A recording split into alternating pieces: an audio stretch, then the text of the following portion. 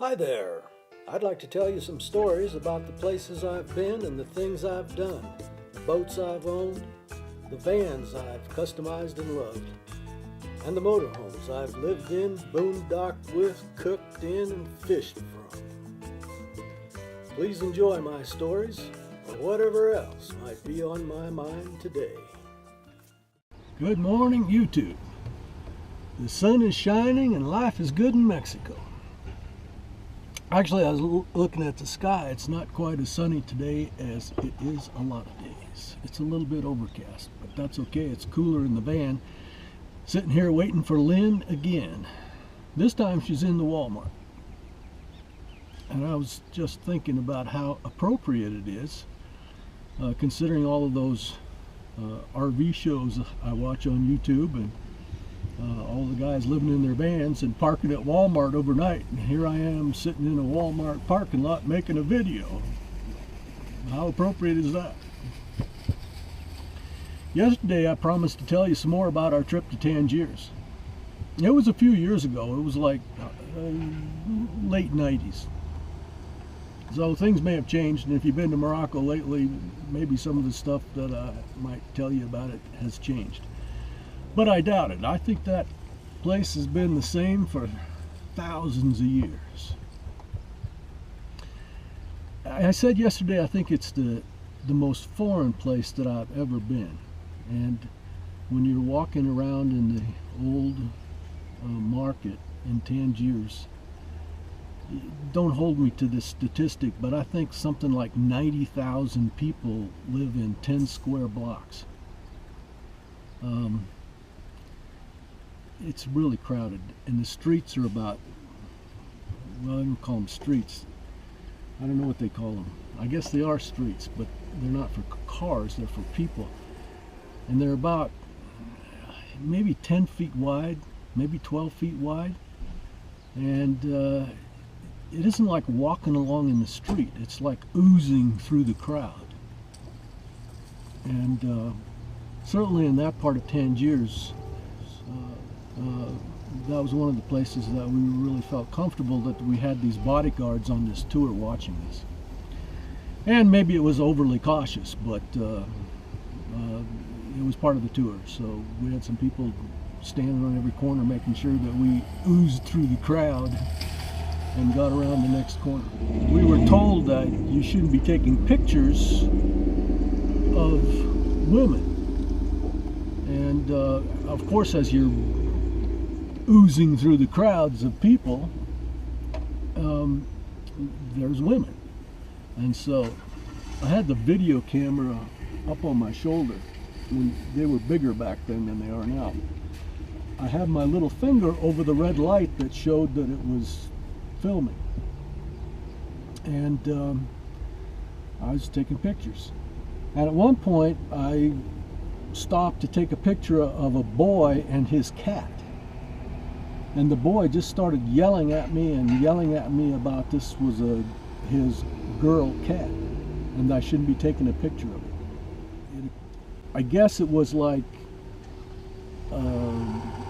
this was his female to protect. He was like 10 years old and he wasn't old enough to have a girlfriend or some other female to protect, so he was protecting his cat. And he's real adamant about me not taking a picture of his cat. Anyway, I thought I'd tell you today about Joseph and going to the rug store and the leather shop. They take you on these tours and they take you into places where they're gonna, get the tourists' last dollar. And one of them is the rug shop. So they take you in there where they have the weavers doing the weaving of those Moroccan Arabic rugs, Persian rugs. And actually some of it was rather disturbing. It's child labor. It's like 7- and 8-year-old kids, and the loom is standing up against the wall, and a lady pokes the needle through the carpet and a little kid standing in, it's about, you know, like 3 feet from the rug to the wall, and they're standing back there taking the needle and pushing it back through. And my feeling about that was that it was child exploitation. And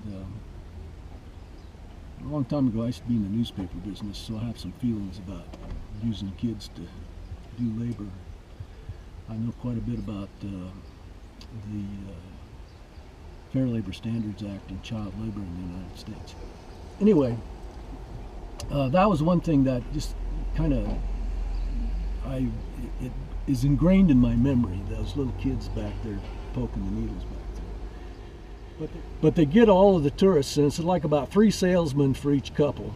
And they lay out all these rugs, and they lay them out one at a time, and they stack them up till the stack is a couple of feet high.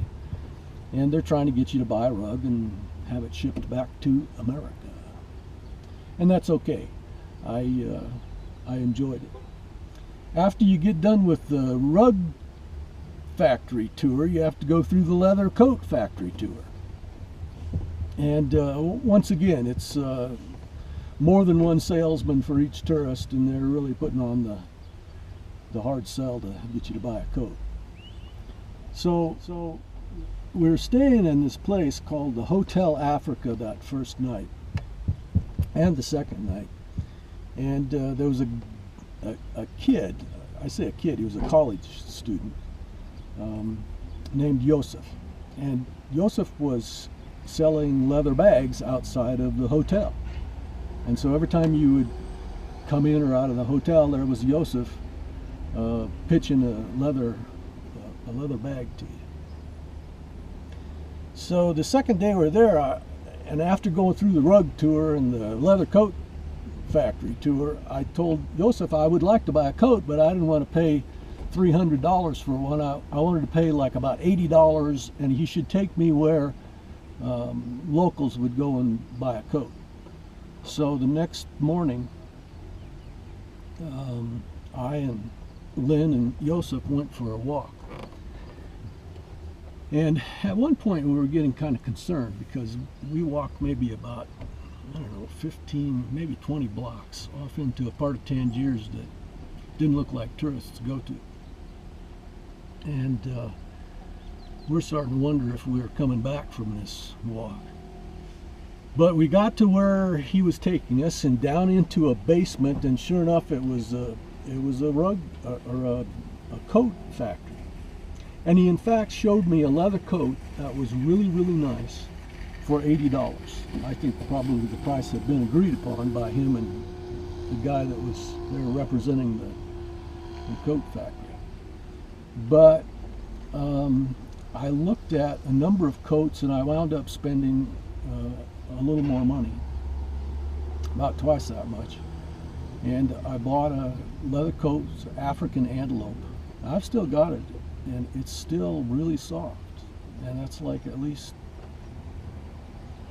yeah, I'm starting to feel old. That's 20 years ago.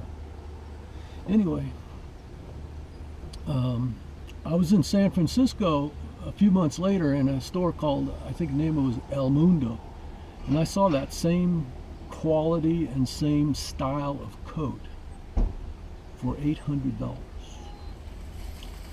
And $800 was a lot of money to pay for a coat 20 years ago.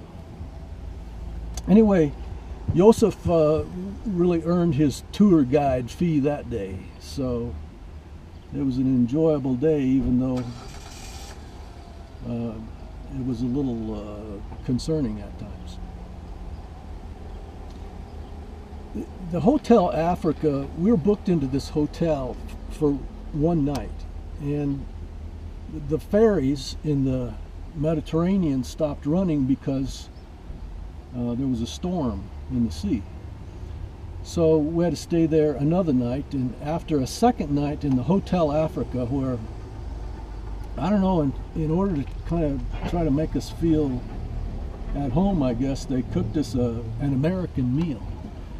And I got to tell you, I've been to a Kmart steam table that was lots better. So one of the guys we're traveling with, he's a pretty sophisticated guy. Owned a cheese and wine shop back in Portland, Oregon. He'd been traveling all over the world, so he said, well, he's going to go find us a better place to stay in case the ferries didn't start running again for another day or so. So he took off and he came back in a couple of hours, and he said, I found out where Barbara Hutton stays when she's in town. And that might have been baloney, I don't know. And I'm not sure I even know who Barbara Hutton is, but anyway, that's what he said. So we all packed up and got in a cab and went to this place, and it was the Hotel El Minza. I think that's M-I-N-Z-A-H. Might not have spelled it exactly right. You can Google that too. Beautiful place. The outside was just plain. I mean, huge big wooden doors that were locked all the time. You had to knock and, you know, identify yourself to get into the place. But once you were in there, it was magnificent. The corridors were 20 feet wide, 30 feet wide, and all of the walls hung with antique tapestries. They made us a meal, a Moroccan feast, and I think there were 6 of us. We all sat around, you know, on the floor, cross-legged on cushions, and had couscous and lamb, and it was really, really good. We got a little bit of instruction along with a finger bowl to wash your hands before dinner, and the instruction was which hand to use to eat. There were no utensils, and implying that there was another hand that might be used for other bodily functions. Anyway, I got some more stories about Tangiers. Maybe I'll keep talking about that for a day or so. I had some cobras wrapped around my neck. I've got video of that. I'll find it. Well, I don't want to make a promise. I'll try to find it. We went to a belly dancing show, and I was picked out of the crowd to participate with the belly dancer. That video of that too. I hope I can find that, because I'm better than you think. Of course, it was 20 years ago. Anyway, that's enough for today. Thanks for watching. I hope you enjoyed it, and please subscribe.